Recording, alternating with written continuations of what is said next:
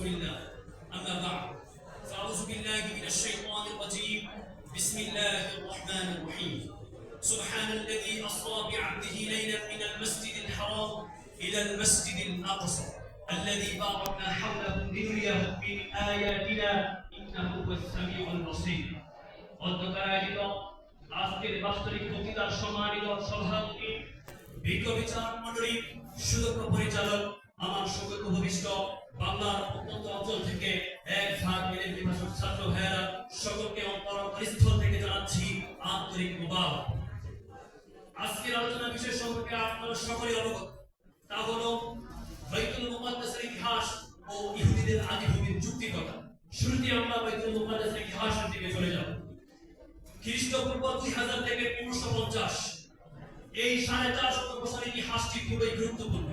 এই সময় জাতির পিতা ইব্রাহিম আলাইহিস সালামের আগমন, তারই বংশে জন্মগ্রহণ করেন হযরত ইসহাক আলাইহিস সালাম, আর পরবর্তীতে তারই বংশে জন্মগ্রহণ করেন হযরত ইয়াকুব আলাইহিস সালাম, যাকে আল্লাহ রাব্বুল আলামিন নির্দেশ দিয়েছিলেন বাইতুল মুকাদ্দাসের সেই স্থানটির মাঝে একটি ইবাদতখানা নির্মাণ, যার পুনর্নির্মাণ করবেন সুলাইমান আলাইহিস সালাম।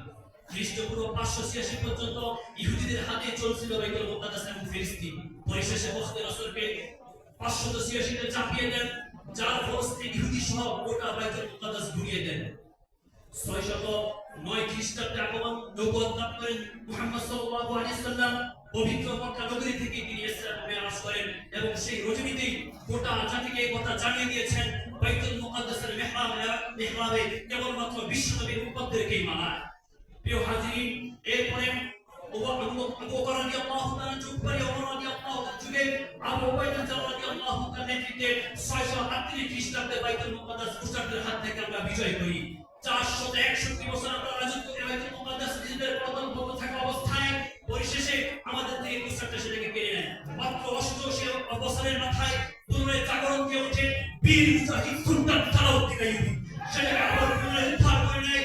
এরপর থেকে প্রায় 1000 বছর মুসলমান বাইতুল মুকাদ্দাস নিজের কর্তব্য করতে সক্ষম হয়। দুঃখবশত আমাদের সেই বাইতুল মুকাদ্দাস দ্বিতীয় বিশ্বযুদ্ধের পরে ইহুদিদেরকে ফিলিস্তিনের মাটিতে বসিয়ে 1947 সালে বাইতুল মুকাদ্দাস আমাদের হাত থেকে চলে গেছে বলতেই চলে, যা আজ পর্যন্ত অবধারিত। এই ছিল বাইতুল মুকাদ্দাসের ইতিহাস। এবার আসি ইহুদিদের যুক্তিকতা আদিভূমি। সারা বিশ্ব জুড়ে একটা প্রবাদনা চালাচ্ছে এই ভূমিতে আমরা আমাদের পূর্বসূরি ছিল, এই ভূমিতে শতনবীর জন্ম, আমাদের বংশ থেকে জন্ম, অতএব এই ভূমি আমাদের। যদি রাষ্ট্রীয় বা রাজনৈতিক দৃষ্টিকোণ থেকে এই ভূমিকে আমরা নির্বাচন করে যাচাই করি, এই থিওরি যদি পেশ করা হয় এই ভূমি আমাদের পূর্বসূরিদের, তাহলে গোটা পৃথিবীর মানচিত্র অবাঞ্চল ঘোষণা করতে হবে। প্রত্যেকটা ভূমি 100 বছরের পূর্বে পরিবর্তন ঘটে। কোন জাতি, কোন রাষ্ট্র, কোন নীতি এটা মেনে নেয় না, ইহুদিদের ক্ষেত্রে এটা মেনে নেওয়া হবে না।